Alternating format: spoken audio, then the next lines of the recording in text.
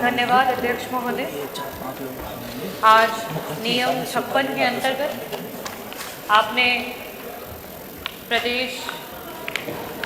में जिस तरीके से एक बहुत ही दर्दनाक घटना हुई,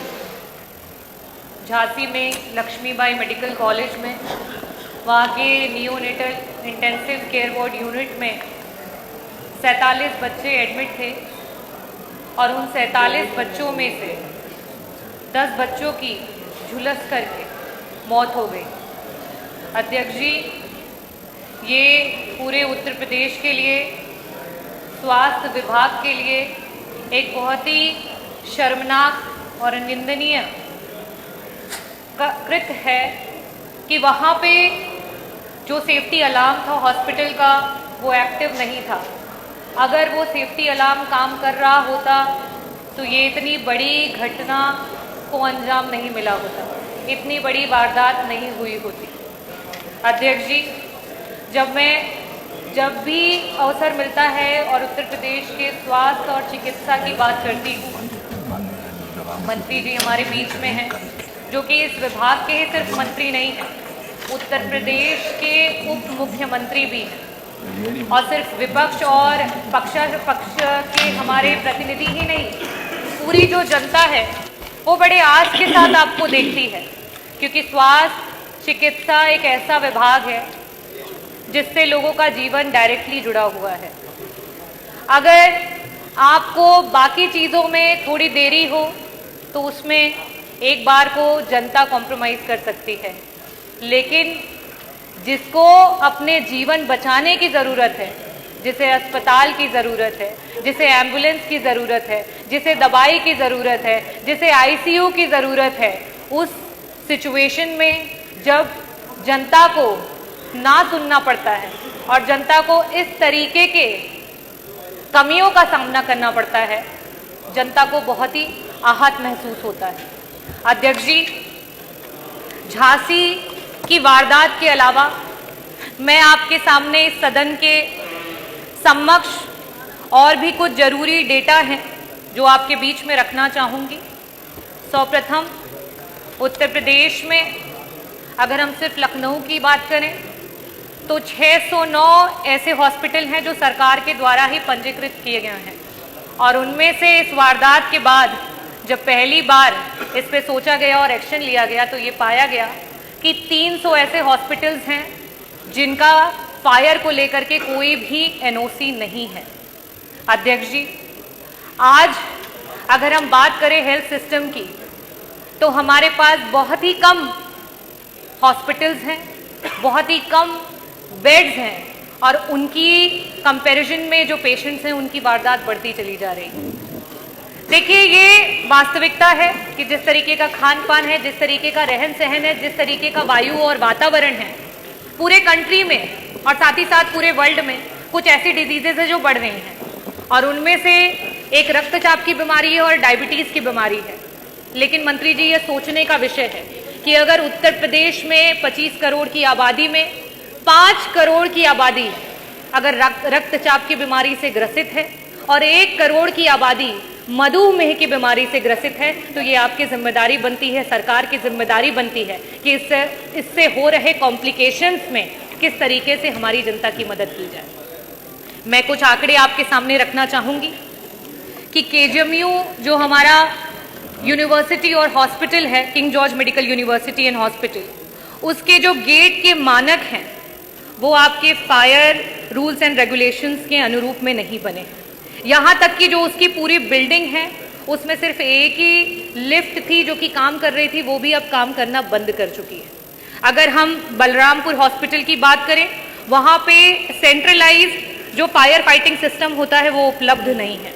अगर हम सिविल हॉस्पिटल्स की बात करें, उसकी पुरानी ओपीडी में कोई भी फायर फाइटिंग का उपकरण हमारे पास अवेलेबल नहीं है। अगर हम नई बिल्डिंग की बात करें तो नई बिल्डिंग में जो एग्जिट गेट है उसके मानक जो हैं वो आपके फायर के जो रूल्स एंड रेगुलेशंस हैं उसके हिसाब से नहीं है। अगर हम झलकारी बाई हॉस्पिटल की बात करें, वहाँ का जो गेट है, जो मेन गेट है, उसके एंट्रेंस पे मंत्री जी पार्किंग है और पार्किंग अगर सामने होना, इसका मतलब ये है कि जब भी आपातकालीन स्थिति आएगी, जब भी इस तरीके का, ना तो दमकल पहुंच पाएगा, ना लोग वहां से बाहर निकल पाएंगे, अपनी जान को बचा पाएंगे। अगर हम रानी लक्ष्मीबाई हॉस्पिटल की बात करें तो वहां तो इस तरीके की स्थिति है कि जो एंट्री गेट है और एग्जिट गेट है वो सेम है, और ऐसी स्थितियों में इस तरीके के हादसे होना लाजमी है। अवंतीबाई हॉस्पिटल की बात करें, वहां पे ना वाटर हाइड्रेंट है और ना ही आपका पाइपिंग स्टेशन बना हुआ है। अगर हम भौराव देवरास हॉस्पिटल की बात करें, वहां पर भी बिल्डिंग में कोई भी फायर फाइटिंग जो है सुविधाएं अवेलेबल नहीं है। हम प्राइवेट हॉस्पिटल्स में अगर शेखर हॉस्पिटल की बात करें, एफआई हॉस्पिटल की बात करें, यहाँ तक कि कोर्ट के द्वारा भी उन लोगों को लेटर्स और सम्मन्स गए हैं, क्योंकि उनके पास भी फायर फाइटिंग जो है वो सिस्टम्स अवेलेबल नहीं है। मंत्री जी, झांसी में इतना बड़ा हादसा हुआ और उसके बाद शायद सरकार की पहली बार आंख खुली और पहली बार ये रियलाइजेशन हुआ कि हॉस्पिटल्स के सेफ्टी नॉर्म्स और हॉस्पिटल के फायर नॉर्म्स को सरकार को देखने की आवश्यकता है। और उसके बाद आपके बीच में ये आंकड़े हैं, मैं चाहूंगी कि जब मैं बैठूं और उसके बाद मंत्री जी को, क्योंकि जब भी मैंने सवाल उठाए हैं मंत्री जी ना जाने क्यों बहुत उत्तेजित हो जाते हैं और कई बार अपने शब्दों पे संयम भी नहीं रख पाते हैं। मुझे नहीं पता कि वो किस वजह से आक्रोशित हो जाते हैं, असंयमित हो जाते हैं और कुछ ऐसे शब्दों का प्रयोग करते हैं जो कि वाकई इस सदन में प्रयोग नहीं करना चाहिए। तो मैं पूरी उम्मीद करूंगी, आप सीनियर मेंबर हैं और जब स्वास्थ्य से रिलेटेड, जनता की जान से रिलेटेड मुद्दों पे आप हमें उत्तर देंगे तो वो उत्तर बहुत ही गंभीर तरीके से दिया जाएगा। अध्यक्ष जी, इसके अलावा मैं आपसे ये भी बताना चाहती हूँ कि जिस तरीके से हाइपरटेंशन और डायबिटीज के मरीज बढ़ते चले जा रहे हैं, आज पूरे पूर्वांचल का लोड सिर्फ और सिर्फ बीएचयू पे आकर के सीमित हो गया है। आप बार बार ये कहते हैं कि हमने इतने सारे मेडिकल कॉलेजेस बना दिए। मंत्री जी, मैं जौनपुर जनपद से आती हूँ। जौनपुर जनपद का जो आपका मेडिकल कॉलेज का चेहरा था, मैंने पिछली बार भी आपको दिखाया था। साथ ही साथ वहाँ का पड़ोसी जिला आजमगढ़ है, उसका चेहरा भी मैं आपको दिखाऊंगी और बहुत सारे मेडिकल कॉलेजेस हैं। मेरा सिर्फ ये कहना है कि ये आपको भी पता है, ये हमें भी पता है कि आज जो गंभीर बीमारियों से पीड़ित हमारे मरीज हैं, उनके पास जाने के लिए कोई जगह नहीं है। आज वहाँ पे डिस्ट्रिक्ट हॉस्पिटल्स तक से पेशेंट्स को रेफर कर दिया जाता है और कहीं ना कहीं सरकार इतनी कमजोर हो गई है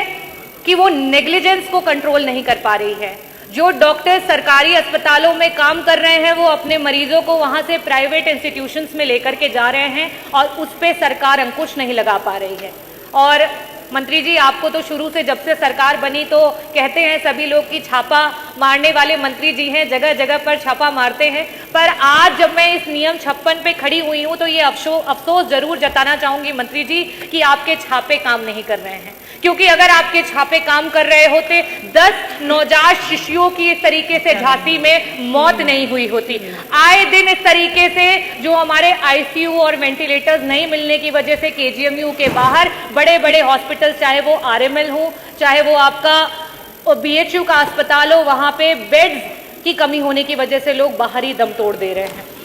मैं आभार व्यक्त करना चाहूंगी कि आपने मुझे जब पिछली बार उत्तर दिया था तो उस समय मैंने आपसे पूछा था कि जो मध्यम वर्गीय परिवार हैं, आप जब भी आपके विभाग की बात होती है तो आप सिर्फ आयुष्मान भारत का हवाला देते हैं। माननीय नेता सदन नहीं है, नेता सदन के द्वारा जो उनके विवेकाधीन कोष से मदद की जाती है उसका हवाला देते हैं। मंत्री जी, मैं आपको ये कहना चाहती हूँ, जो मध्यम वर्गीय परिवार हैं जिनकी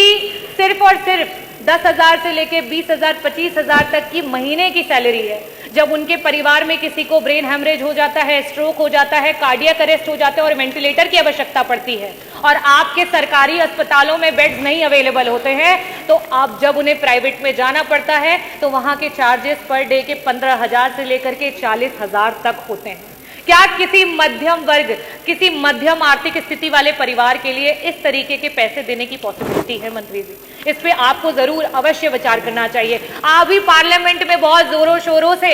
जो है बीजेपी की सरकार वन नेशन वन इलेक्शन की बात कर रही है। मंत्री जी, आज समय है वन नेशन और वन हेल्थ स्कीम का। आज आपको आवश्यकता है कि किस तरीके से हर वर्ग के व्यक्ति को सबसे पहले उसके स्वास्थ्य को लेकर के, उसके जीवन को लेकर के उसकी रक्षा की जाए, लेकिन यहाँ तो अलग अलग कहानियां दिखाई देती हैं। मैं आभार व्यक्त करूंगी अध्यक्ष जी का कि आपने मुझे नियम 56 पे बोलने को दिया। धन्यवाद। उत्तर प्रधान, मैं आपका विशेष धन्यवाद करूंगा। जिस विषय पर मैं सालों साल से संघर्षरत हूं, उस पर आज मुझे नियम 56 में बोलने का मौका आपने मान्यवर दिया। हम लोग